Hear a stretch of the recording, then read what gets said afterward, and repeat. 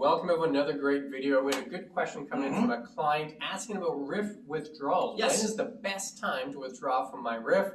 And Kevin, the best financial planning answer?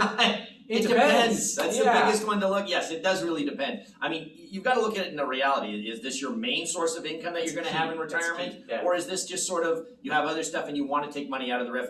All those things are going to make a big difference as to when you want to withdraw.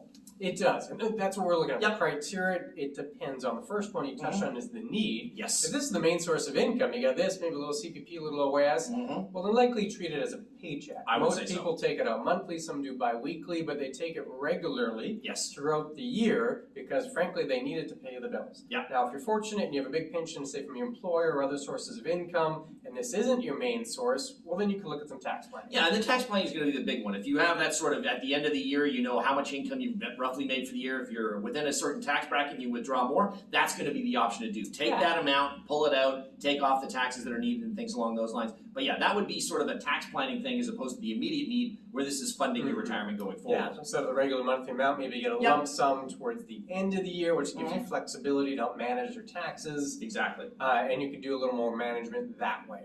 Now, one item, talking taxes, as when you we deal mentioned, with RRIFs, we have to always make a note of the withholding tax. Now, what is withholding tax? Well, withholding tax, basically, the government wants to make sure that they're collecting at least some money out of this before you spend it all, because the last thing is a large amount coming out, government doesn't get anything, and then all of a sudden, oh, well, when are we going to get our taxes paid? Maybe there's no more money there, or maybe we have to take out excess. So the government has a stipulation. Basically, on the first $5,000 drawn out, they take 10%, unless, of course, this depends on the province. If you're in Quebec, different rates they're looking at different rates in Quebec, but for the rest of Canada, we're looking at 10% on the first five.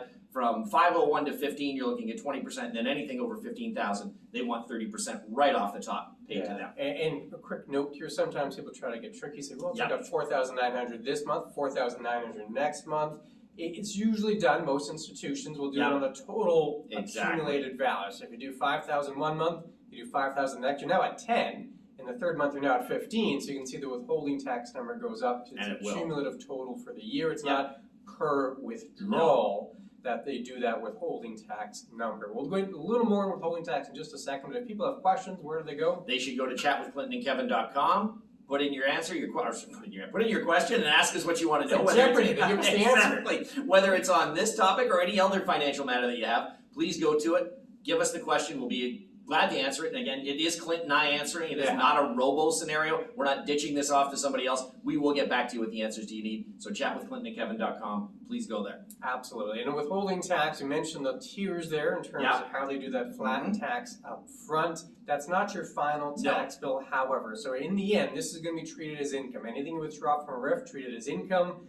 At the end of the year, you file your tax return. Your total income will determine what rate you end up paying. You may pay more than what you paid on the withholding tax, or you may get some back, because the withholding tax, they don't actually know your income for the year, they're just taking something up front to make sure they get some tax before the tax return, so not your final tax bill. No, and then again, the other thing to remember about the withholding tax is that if you have a RRIF, you are required to take a minimum amount out of that RRIF each and every year. Now, that minimum can come out without any tax taken off the top originally. So if you were drawing more, you can really put that initial amount there. If you don't want to take tax off, everything above that is going to have these tax rates applied. So the minimum does not have to be taxed. I would still recommend that you do that, especially if you're looking at it on a normal basis, taking it monthly. Yeah, and when you say not taxed, you mean not withholding tax. Not withholding tax. It's still treated as income, it's still taxed. Exactly. Which is you might not have to do the upfront withholding tax on the minimum portion. So if you have a $100,000 RRIF, your minimum is $5,000. When you take that minimum amount, that $5,000 is example out,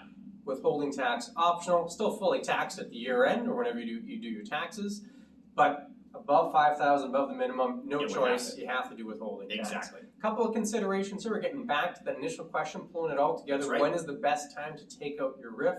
Really, if it's your main source of income, don't make it complicated. Simple is usually best, which typically means you treat it like a paycheck, a regular frequency, bi-weekly, monthly is the most common that we see, and usually paying the tax as you go, meaning you're taking some off the top every single time, so you don't have to worry about it. Similar to when you're working and you had a paycheck same concept. That's right. If it's not your main source, well, a couple other considerations. Yeah, if it's not the main source, then basically what you want to do is you probably want to wait closer to the end of the year to take money out of the RRIF, because that way you'll have a better idea as to how much you've earned for that point in time. And you can collect some income on the money while it's still in the account, right? And then when you do, you'll take it out, you'll get that withholding tax if it's a larger lump sum or whatever, or you can set the amount that you want to take off for withholding tax. Take that one lump sum out, it can go into non-registered, you can go to TFSA, whatever the case may be, but do that planning at closer to the end of the year. Yeah, and the idea is not your main source of income. You can delay it, That's you can do it towards the end of the year, but it should be part and parcel of the overall plan. You don't want to be looking at this in isolation. No. Should work with your overall plan. That's kind of the Becker Orr mantra here, is you have to have a plan. If you like this video, we have another one where we dive pretty deep specifically on withholding tax and RRIFs. That one's on the screen now. Click on that guy. We'll see you again very soon. Take care.